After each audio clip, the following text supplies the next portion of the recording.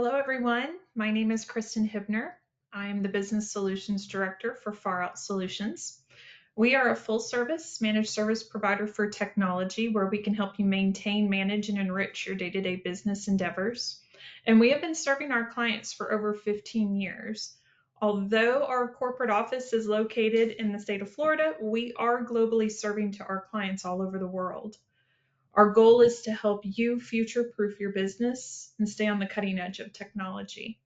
We are so excited that you're here with us today for such an important topic that everyone has at the forefront of their mind nowadays when they're conducting business in general, but mostly online.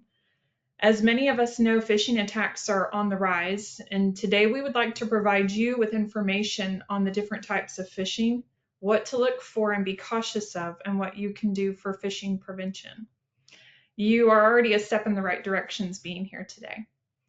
As we go through today's training, we encourage you to please ask questions within the question chat, and I will share those accordingly. Without further ado, I would like to introduce you to Phillip McGrew.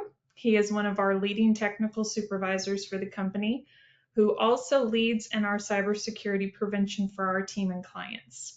Well, let me tell you a little bit about Phil. He is a Florida native who lives here with his wife, two small children, and two greyhounds. He is an alumni of Florida State University and loves to travel, cook, and play video games when he is not leading his very successful crew here at Far Out. Something most people don't know about Phil is that he taught English in South America for a year after graduating college. Phil, the floor is yours. Thank you so much, Kristen. It's a pleasure to be here with everyone today presenting this cybersecurity seminar.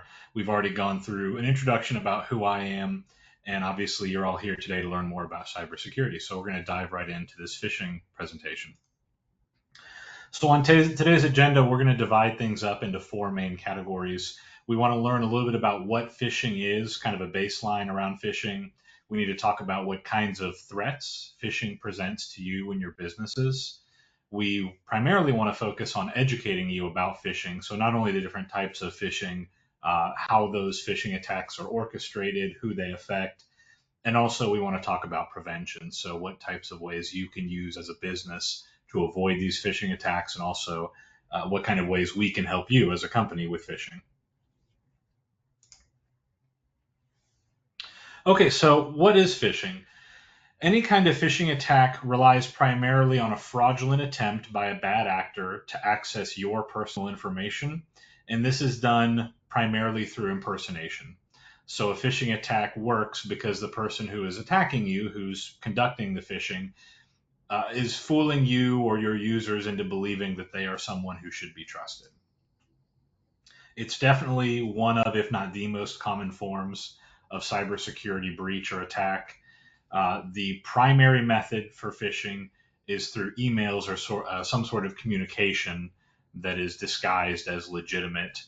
And phishing attacks have a number of end results. So they can be some sort of financial gain for the bad actor or some other negative effect for you and your business that will eventually lead to financial gain. So identity theft, stealing passwords, sensitive corporate information, kind of anything in that realm that could help someone with financial gain in the future by, blackmail, exploitation, direct access to bank accounts. Anything like that is in the realm of phishing. So the CISA is a government agency. It's the Cybersecurity and Infrastructure Security Agency. They provide cybersecurity studies and facts that help primarily government agencies, but also businesses that have business relationships with the governments, and also private business as well. So every year they collect a set of data that's based on the previous year's cybersecurity threats. This is both data gathered by the agency for the threats, as well as data gathered based on simulated threats the CISA carries out. So based on all this data, they release a report that kind of goes into detail about the vulnerability that you or your business, your personal accounts may have to various cybersecurity attacks. So according to the CISA, 70% of all attached files and links contain malware and were not blocked by network border protection services. These would be services that run on your network that work to block incoming traffic that they know is suspicious based on a number of factors. If you have like a really high end router or firewall, something that actually provides safety for the users based on inbound traffic, that's kind of what this statistic deals with. 15% of all malicious attachments were not blocked by endpoint protection. So let's say the email makes it onto your user's computer. They go to click on the email. You have some sort of antivirus or EDR software that runs on your computer that provides protection. That's based on definitions, based on any number of factors. 15% of everything that makes it to that point still makes it through those endpoint services. One of the worst factors here is this third statistic. So within 10 minutes of receiving any kind of a malicious communication, 84% of employees took the bait. So that means maybe they clicked a link in the email, they replied to the email, they provided information in that reply, they tried to reset a password they thought was a legitimate request as part of that email. Regardless of what the scenario was, 84% of employees that were phished were done within 10 minutes of receiving that email. And then from a cybersecurity perspective, the biggest issue that we face is this last statistic. So 13% out of all the employees that were targeted by both these real and simulated phishing attacks reported those attempts. So there's a number of reasons why you may or may not report a phishing attack. Perhaps you're embarrassed about the fact that you've cost your company money, or you just think people will think you're an idiot or something like that. But 87% of people who are phished don't report those attacks, either because they're too ashamed or because they actually don't know. They don't have the education to identify the fact that they were phished. This is very damaging from a business perspective, because if 87% of successful phishing attacks aren't reported, just imagine the damage that's doing down the line. You find out in a week's time that someone was compromised via email, and for a week someone has had full unfettered access to an email account within your organization. What kinds of data are you sending via email? Are those emails encrypted? It's all kind of stuff that you need to consider when you go in with the mindset that you have either yourself or employees that just won't know that they're phished. Forbes also releases more financial related phishing data, and every year they rank states' performance based on how well or poorly inhabitants of the state react to and are affected by phishing attacks. So in this case, just some high level data, you can see that Florida, where Far Out Solutions is located, we're ranked sixth, and unfortunately this is worst to best. So sixth means only 5 other states had worse cybersecurity performance than Florida. And you can go into more detail if you follow this link in the bottom of the slide here. But 5.59 out of every 100,000 residents were victims of phishing scams. And for every successful phishing attack out of 100,000 residents, the average cost was $17,000. Now, that could be the cost to the individual, to the business. Some of this is related to insurance fraud. Those costs are rolled up in there as well. But the point is, out of every 100,000 residents, $17,000 was lost in successful phishing attacks.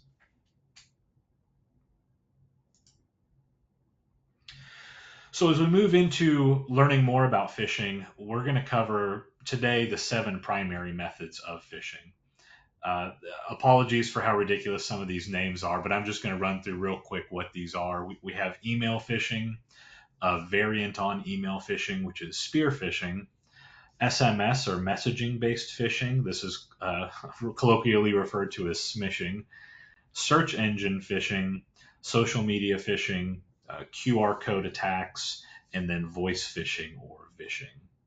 Once again, apologies for the names. This is what happens when you let IT professionals name cyber attacks. You get smishing and vishing.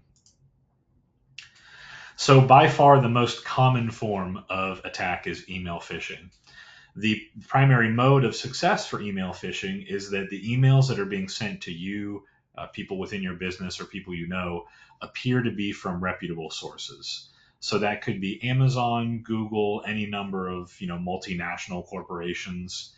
This is a numbers game, so the company or the individual who is performing the phishing attack is relying on the assumption that you are a customer or you have some relation to these organizations that they are pretending to be. So, for instance, in the United States, I think the Amazon membership level is like alarmingly high, like something like 50% of US citizens are either Prime subscribers or Amazon customers. So if I'm submitting some sort of phishing attack, if I'm carrying out a phishing campaign, I'm just casting a wide net and assuming that half of all the people that get this email that I send out are going to think it's legitimate because they're like, hey, I'm an Amazon customer. This probably is actually something related to me. One of the things you'll see within phishing attacks in the second bullet point that's very important is a call to action. So we are relying on your inability to ignore a responsibility that you have as a consumer, as someone who does banking, as someone who is a purchaser at Amazon.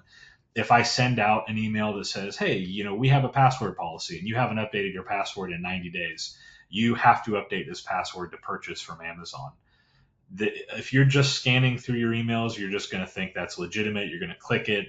Maybe you have a password management application that thinks that's legitimate, and then you've auto-filled your Amazon data, and now someone else has your Amazon password.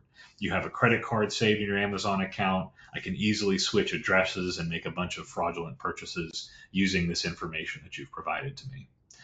This works the same with other services. So, particularly with elderly individuals, bank fraud is very high. You'll have people reply to emails they think are from Wells Fargo or Truist, any sort of organization like that. And they'll provide login info to their banking. And then someone basically has carte blanche to get in your checking account and see what your checking number is, what your routing number is, what your account balances are. They can set up wire transfers and direct transfers to other accounts that they do manage so that by the time you realize something has happened, you've been defrauded of, your entire life savings, so to speak, whatever is in this account. So spear phishing is in many ways the same as regular email phishing, except it's a lot more effective because you're using data about someone to carry out the phishing attack. So these attacks traditionally work primarily because as an individual, you may not realize this, but you're probably broadcasting a significant amount of personal data online through legitimate channels. You probably have a Facebook account. You probably have an account with a service like LinkedIn. Maybe your employer publishes a bio on their website of you. So as a bad actor, I can check all these sources. I can Google your name. I can sign up for my own LinkedIn account so that I can view your LinkedIn account. I can go to your company website. Maybe you are an alumnus of a popular university. I can find all sorts of information out by searching for you online. I take this information and I use it to craft an attack specifically for you. So I send you an email and I say, hey, I'm part of the Alumni Association for Florida State University. I know you graduated X year, X class. We are putting together a charity drive. And this email comes in that you think is legitimate from a place that you actually did attend. And they're asking for a donation. Hey, link your PayPal account so that we can send some money to Ukraine for this hospital or to Africa or something like that. Or there is some sort of other call to action related to your personal life. Maybe you are in an organization and the connections from that organization or company to other companies are public. So, your company publishes a list of clients you do business with. I can impersonate one of those clients and, maybe bring a complaint to you about some service your company provided to me. And instead of verifying the legitimacy of the complaint and of the communication, you may be tricked into communicating directly with me where I can kind of get hooks in and start getting more and more information from you based on this spear phishing attack. SMS phishing is also very common. I'm sure a lot of you have received these types of messages personally. These are just text message phishing attacks. And they're highly successful for one primary reason, which is the immediacy of texting. So if you get an email, maybe you're away from your computer and you have email silenced on your phone, or maybe you don't have your work email on your phone. So the only time you're checking those emails is when you're sitting at a desk of the mindset that you're doing business and you should be checking emails. But your phone is always on you and you're always getting messages from friends and family members, colleagues. You pay attention to those typically in a much quicker manner than you do your emails. So when someone tries to phish you via text message, the likelihood goes up just based on the fact that it's a text and not an email. Also, these types of attacks can be either more urgent or of a nature that's kind of related to e-commerce. I'm sure some of you have gotten messages from USPS or UPS that say your package couldn't be delivered, and then you start thinking, and people place 1 to 2 Amazon orders a week, and now they're thinking, well, which one haven't I received? I actually should go to this website, put in my information, and change my address or verify my shipping address, and you're just giving someone information.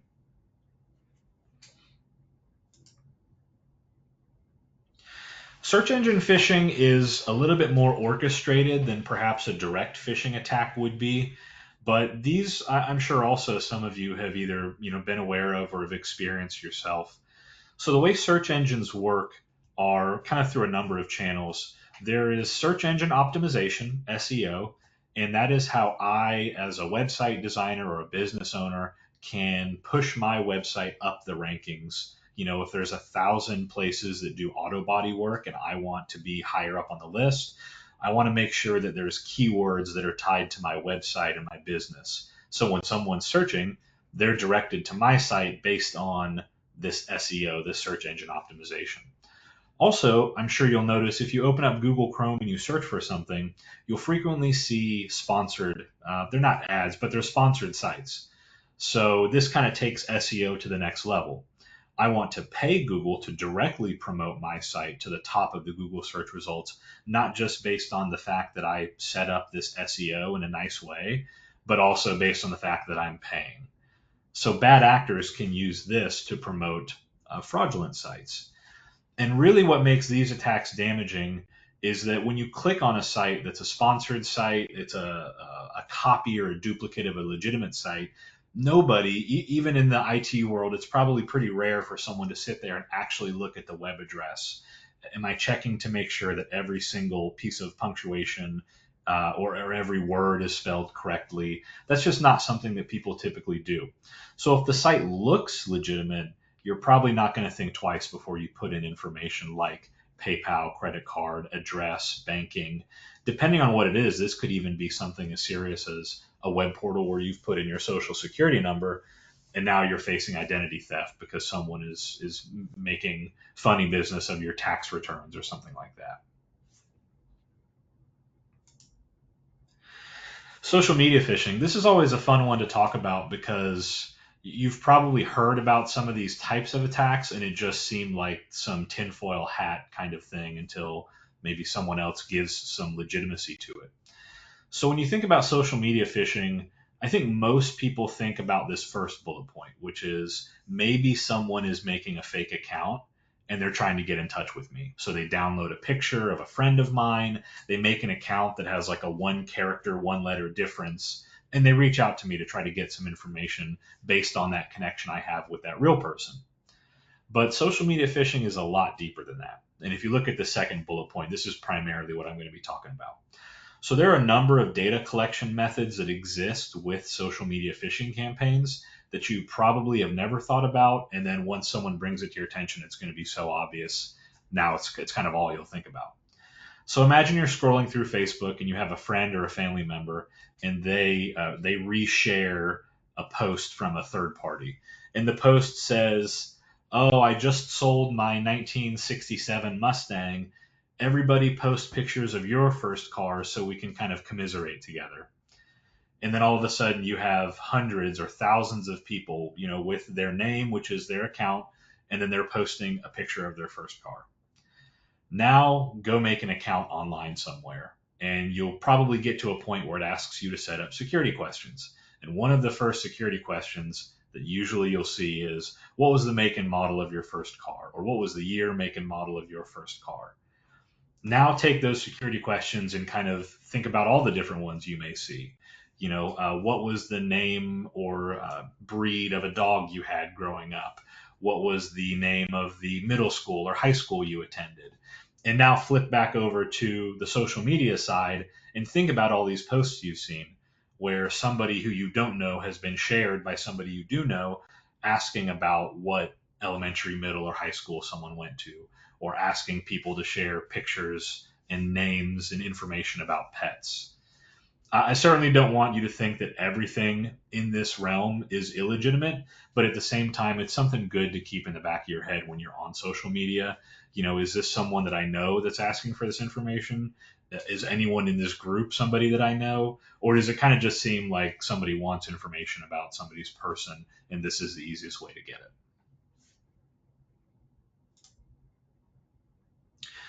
Okay, QR code phishing. QR code phishing is pretty obvious based on how we use QR codes, especially in the United States. I know you're probably familiar that a lot of restaurants use QR codes now. So this is kind of a manual phish, but let's say I'm at a university or a restaurant, anywhere there's a QR code.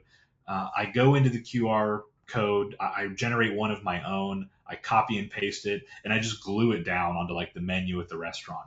Or you're at a university and there's like an information bulletin board and there's a QR code that says, hey, for more info on University of Central Florida Frisbee, scan this QR code. And you scan the QR code and it asks you for some information that you maybe should or shouldn't be providing. Or you're in the restaurant and you scan the QR code for the menu. At the end of the meal, you can scan the code to pay. And I've replaced the code with one of my own. It's an exact copy of the Chili's website. You see the real-time Chili's menu, and then when you go to pay, you put in credit card info or something along those lines. And now all of a sudden, all you did was scan a code on a table, and I have your credit card information. Once again, this is kind of like the digital version or the new age version of those gas station skimmers. Some of you have probably like gone to a gas station and pulled on the credit card reader to see if that's a skimmer because you saw it on YouTube. This is not to say that every one of these QR codes is illegitimate, but it is something to pay attention to in the same way that the search engine phishing is. If you get directed to the website, does it look legitimate? Does everything kind of look, is the name correct? Things like that. We'll talk about that prevention in just a moment. Okay, voice phishing. So voice phishing is very prevalent in Florida. It's very prevalent among the elderly. It's also highly successful for kind of two main reasons. The primary reason voice phishing is successful is when you call someone, at least in the United States, we're typically friendly. So you get someone on the phone or you get someone that walks up to your door, and it's hard to slam the door in their face, right? It's hard to just hang up and say, no, I'm not interested. It's probably easier on the phone than when they're there in person. But still, once someone begins a conversation and you're kind of hooked in, it can be difficult from a psychological perspective to end that conversation. So that's one of the ways this is kind of successful. The other way is, and this is the second bullet point in a sense, these voice phishing attacks a lot of times focus on like high value or high urgency issues. So somebody will call you and they'll say they're from the IRS, and this, like in tax season, this is very prevalent. And they'll go through and say, well, we were auditing your tax return. We found some discrepancies. We need you to do X, Y, and Z. And that could be, we're going to direct you to a fraudulent website. A lot of times what it is, and you may have heard of this, is we need you to go to Best Buy or the gas station. We need you to buy a bunch of Visa gift cards, or we need you to buy a bunch of iTunes gift cards, some random service. And then we need you to provide that information. I don't really, from an IT perspective, this almost seems like it just shouldn't be possible, but I just can't tell you the number of times I've seen this actually be successful in my current job and in my previous role, where someone will come in and they'll say, hey, I got this call and I gave $1,000 worth of Android gift cards to somebody over the phone, and now I think it's not legitimate. Or I gave someone access to my bank account because they said they were from the IRS. So if you deal with anyone elderly, like I said, in Florida, this is very common. If you deal with the types of industries this may impact highly, which are, banking, financial, tax, just be on the lookout for these types of phishings because they're very prevalent. The other thing that makes these less suspicious is a lot of companies outsource support. So it's not really uncommon to get a call from someone in India or Philippines or anywhere in the world that is from legitimate support. So when it's illegitimate, it's not necessarily a red flag, because as a consumer, I don't expect that to be a call from someone in the United States all the time. If it's the IRS, maybe that's an exception, but I would not be surprised if a large bank like Truist or something like that used offshore support. Once again, that's just a way these types of attacks tend to work a little bit better.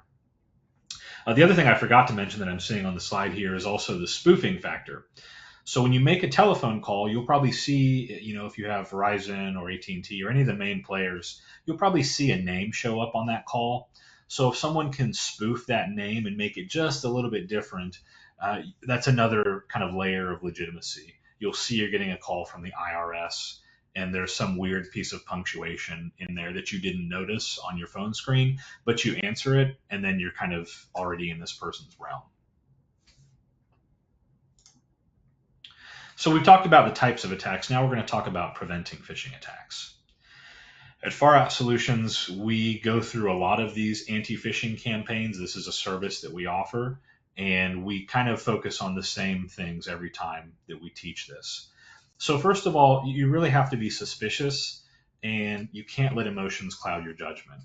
This is like, phishing is like the 2024 equivalent of the guys that would drive around in a white, panel van and try to sell you speakers. This is like the modern version of that. So just because something feels urgent, like you're in the situation, don't let that be the reason you get phished. That bleeds into the second point, which is call and verify.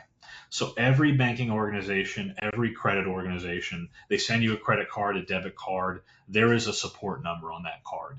If you get a call from Chase and they say, hey, we think there's some fraudulent activity on your card, can you verify your social security number? Can you verify your card number? Giving that information now versus waiting 30 seconds to call that number and verify yourself will have more or less no effect on your financial well-being. On the other hand, giving it now and not calling and verifying will have a huge effect if it is illegitimate.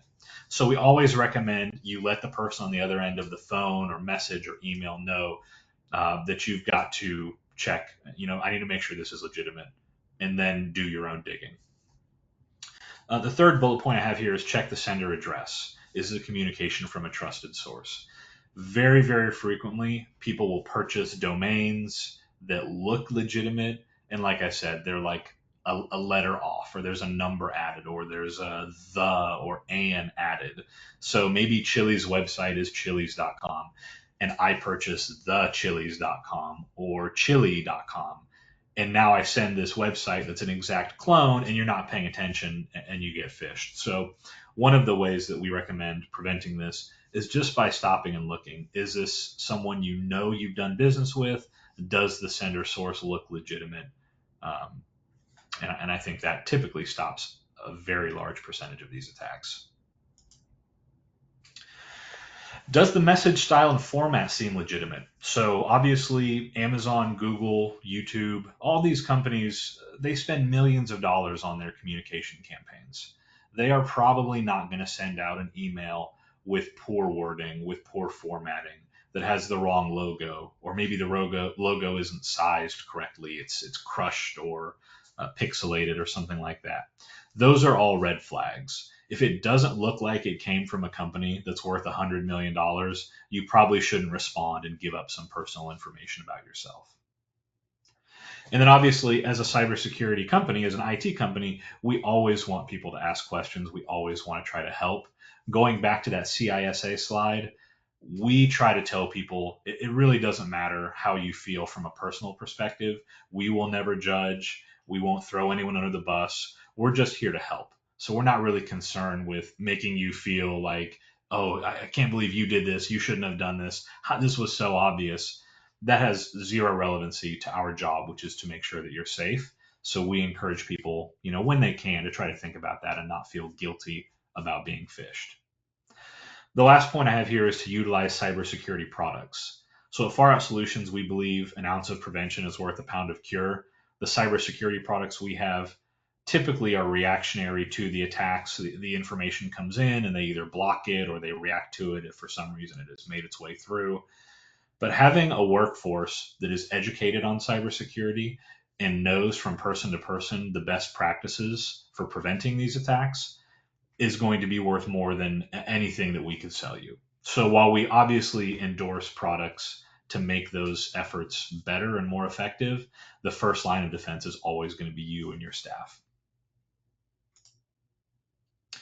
Okay, just to wrap up, we have a funny website here. If you're a gamer, if you've been on the internet for 20 years and you used to play Counter Strike, you've probably heard the word pwned. It's an old funny gamer term.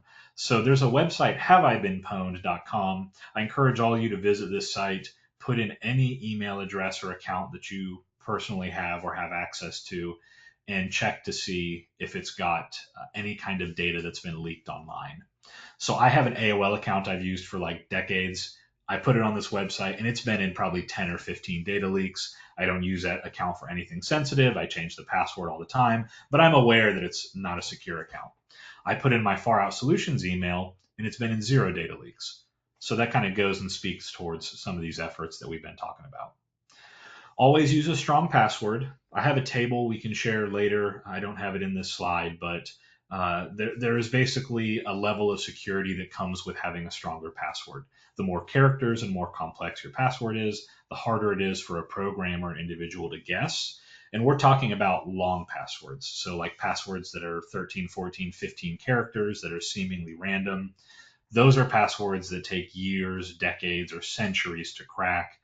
If you have short passwords, less than 10 characters, those are passwords that may have already been figured out because they're part of some leak or are extremely easy for a program to figure out. So try to avoid those types of passwords.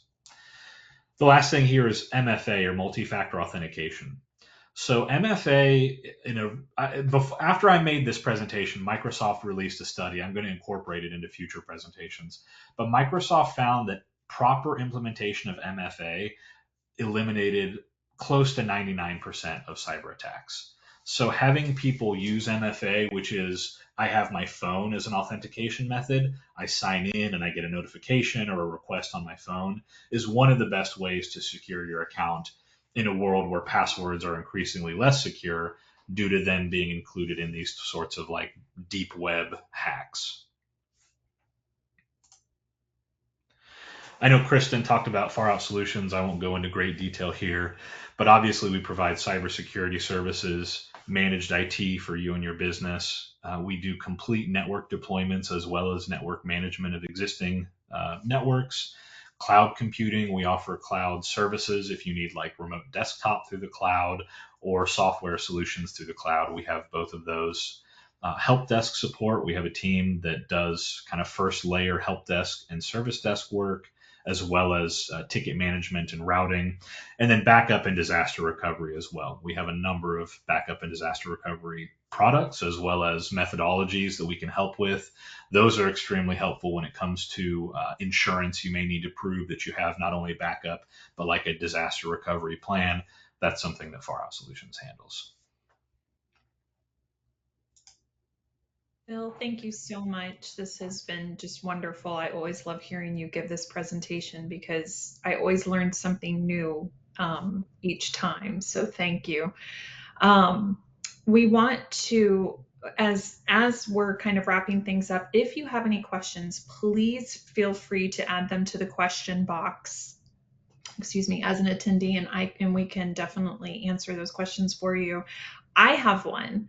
What is the number one state, Phil, for cyber attacks? The number one state was Las Vegas. So surprising nobody in a state full of bad financial choices. I think Las Vegas was like over twice as affected as Florida was. The average amount lost in Las Vegas was like 30 some thousand. And then all the heavy hitters kind of follow behind Vegas. So DC, New York, New Jersey, and California, very populous states, and also some states with older populations tend to do really bad in the cybersecurity metrics. So the metro areas are the high target Right, areas. right. Got you. Okay, so it looks like we have another question. Is there a way to guard against someone stealing credit card data from the RFID chip that's embedded in it. Is this high Sure. risk? Yeah, if you're concerned specifically about radio frequencies, then um, is it high risk? I couldn't say necessarily how frequent that is. It's frequent enough that there's technology built into most good quality wallets. Like if you want to talk about the analog world, the real world, if you go to purchase a new wallet or a purse or something like that, that should advertise that it's RFID, RFID blocking, and that will not allow someone to walk by you with a little code scanner basically and pull that data from any of your cards. And then going back to the QR code, you could potentially be a little bit suspicious of like gas stations when you go to tap to pay or you go to insert your card. If the machine looks a little goofy and bulky, you may want to give a little tug on it to see if it pulls right off and someone's been skimming credit card data from those transactions. All right. Thank you so much for the question. Um, okay, so we want to thank you for attending today. I have a fun little spinner wheel here. We also have an exclusive offer for a free cybersecurity assessment for anybody who's attended, who views this and would like to take us up on this offer. Please feel free to scan our QR code. It is safe, I promise. And let me also share my screen. And it's not allowing me to. So I have this great little spinner wheel. I'm going to go ahead and give it a spin.